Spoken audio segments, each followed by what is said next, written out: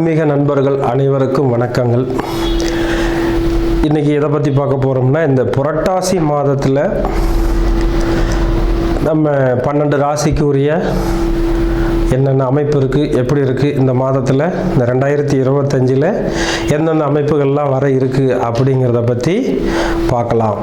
அதை இப்போ இந்த இடத்துல நம்ம உடல்நிலை எப்படி இருக்குது, வருமானம் எப்படி இருக்குது, அடுத்தது நம்ம என்ன தொழில் செய்யலாம், எதில் காதல் வருதா, இல்லது திருமணத்தில் பிரச்சனை இருக்கா, நல்லா இருக்கா, இன்னும் இந்த தொழில் ரீதியாக என்ன வருமானம் இருக்கா, செலவு இருக்கா, எதில் நம்ம அதிகமாக இன்வெஸ்ட் பண்ணலாம், பண்ண வேண்டாம் அப்படிங்கிற தன்மைகள் எல்லாம் இந்த அமைப்பில் நம்ம கொஞ்சம் விரிவாக பார்த்து அதுக்கான என்ன சொல்யூஷன், என்ன செய்யலாம் அப்படிங்கிற தன்மையில் நம்ம இப்போ இந்த புரட்டாசி மாத பலன்களை பார்க்கலாம்.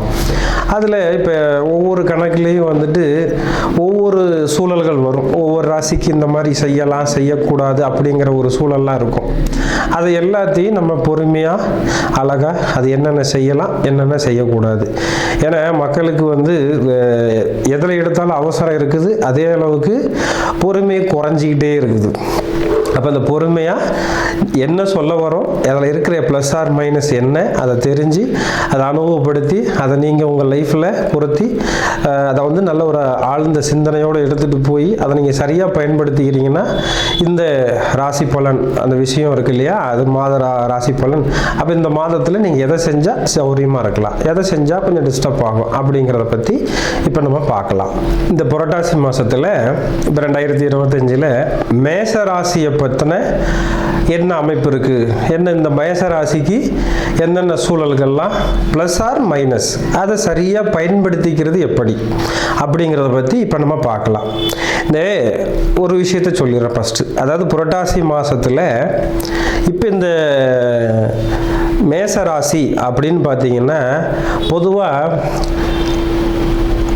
புரட்டாசியில் இந்த ஐப்பசி அந்த புரட்டாசி இந்த 2 மாதங்களில் சூரியன் போய் நீசாக போகிற தன்மை ஒரு சூழலில் வரும். அப்போ என்ன ஆகுதுன்னா 6ஆம் வீட்டில் அந்த ராசிக்கு 6ஆம் வீட்டில் நிற்கிறாருங்கிற பட்சத்தில் ஒரு வகையாக வேலை இல்லாதவங்க வேலையை புதுசாக ட்ரை பண்ணுறவங்க ஓரளவுக்கு தப்பிச்சுக்கிடுவாங்க. ஏன்னா வேலை தேடிக்கிட்டே இருப்பாங்க 2 மாதத்துக்கும். அப்போ ஓரளவுக்கு அதை இழுத்துக்கு சமாதானம் பண்ணிக்கலாம். இப்போ எங்கேயாவது வேலை கேட்க போகிறோம் பண்ணுறோம் அப்படின்னா டிஸ்டர்ப் ஆகும். ஏன்னா இந்த சூரியனை சனி பார்க்கறதுனால வேலையில் ஒரு டிஸ்டர்ப் ஆகும். அதே மாதிரி இந்த மேசராசிக்காரங்களுக்கு நோய் நொடி வராத பார்த்துக்கிறணுங்க. ஏன்னா திடீர்னு ஒரு நோய் வரக்கு வாய்ப்பு இருக்கும். அதுலேயும் ஸ்பெஷல் குழந்தைங்களுக்கு கொஞ்சம் அடிக்கடி டிஸ்டர்ப் ஆகும். அப்போ குழந்தைங்கள சௌரியமாக பார்த்துக்கணும். அப்பாவுக்கு பார்த்தீங்கன்னா தொழிலில் ஒரு பாதிப்பு வரும். அடுத்தது மனைவிக்கு நிறைய செலவு பண்ணுற மாதிரி இருக்கும்.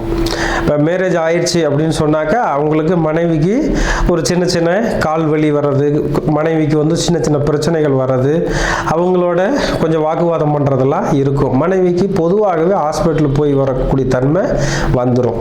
அப்போ இதிலெல்லாம் கொஞ்சம் கவனமாக இருந்துக்கணும். பொதுவாகவே கடன் வாங்கக்கூடாதுங்க. இந்த ஒரு மாதத்தில் கடன் வாங்கினா அது ரொம்ப நாளைக்கு நீடிக்கும் அல்லது நிறைய வட்டி கட்டணும், அந்த அமைப்பை கொஞ்சம் அதிகமாக இது கொடுக்கும். அப்போ அதில் கொஞ்சம் கவனமாக இருந்துக்கிட்டா போதுமானது.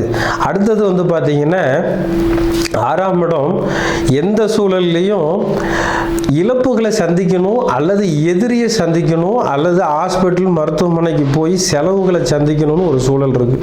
அப்போ அதில் ரொம்ப கவனமாக இருந்துக்கணும். அது நீங்கள் எந்த அளவுக்கு அதில் ஸ்டார்டிங் இப்போ ஒரு நோய் வருதுன்னா ஸ்டார்டிங்லேயே பார்த்து வச்சுக்கணும். இப்போ இந்த மாதம் புரட்டாசி மாதம் சூரியன் அங்கே இருக்காருன்னா ஹீட் சம்மந்தப்பட்ட நோய் வரும். அதாவது உடம்புல காய்ச்சல், தலைவலி, அதே மாதிரி எலும்பு சம்பந்தப்பட்டது, இந்த மாதிரி காய்ச்சல் சம்பந்தது. அதாவது முடிஞ்ச அளவுக்கு பார்த்தீங்கன்னா இந்த நெருப்பு சம்பந்தப்பட்ட நோய் வர்றதுக்கு அதிகமாக வாய்ப்பு இருக்கும். அப்போ அதில் கொஞ்சம் கவனமாக நீங்கள் பார்த்து சரி பண்ணிக்கிறது ரொம்ப நல்லது. அடுத்ததாக வந்து 6ஆம் இடத்துக்கு ராகு பார்வை, அதாவது வந்து ராகுக்கு சூரியனுக்கு 6ல் ராகு இருக்கு அப்படின்னா அதுவும் கொஞ்சம் சிக்கலை பண்ணும். அப்போ அதெல்லாம் கொஞ்சம் கவனமாக பார்த்து அனுசரிக்கிறதுக்கு ஒவ்வொரு சூழல்லையும் நம்ம நிதானமாக பொறுமையாக கடைபிடிச்சு ஒவ்வொரு சூழல்லையும் சரி பார்த்துக்கணும். அதுக்கு வந்து முடிஞ்ச அளவுக்கு வந்து பெருமாளை வந்து வழிபாடு பண்ணுறது ரொம்ப சிறப்பாக இருக்கும். அது வந்து சனிக்கிழமை நாளில் சூரிய ஓரையில் நீங்கள் வந்து சிவபெருமானையும் அல்லது பெருமாளையும் வழிபாடு பண்ணுறது நல்லது. 2 பேர் இருக்கிற கோயில், அதாவது சிவனும் விஷ்ணுவும் இருக்கிற கோயிலில் போய் வழிபாடு பண்ணுறது ரொம்ப சிறப்பாக இருக்குங்க.